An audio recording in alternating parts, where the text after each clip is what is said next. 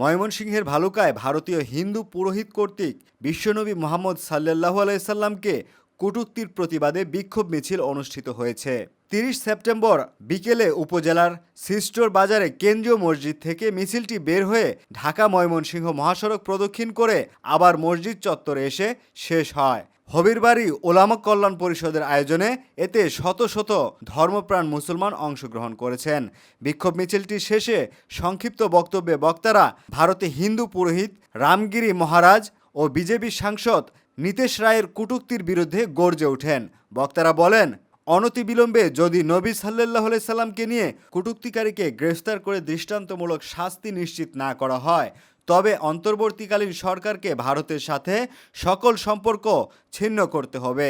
ভারতের যে সমস্ত কুলাঙ্গাররা আমার রাসূলকে নিয়ে ব্যঙ্গ করেছে, অতি সত্বর তাদেরকে ফাঁসির কাস্টে ঝুলানো হোক।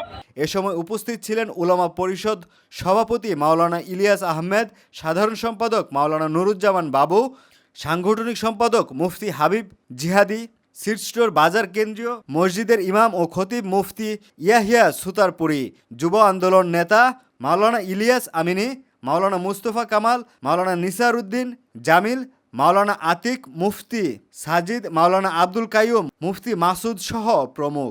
অনুষ্ঠান পরিচালনা করেন হাফেজ মঞ্জুর মাহমুদ।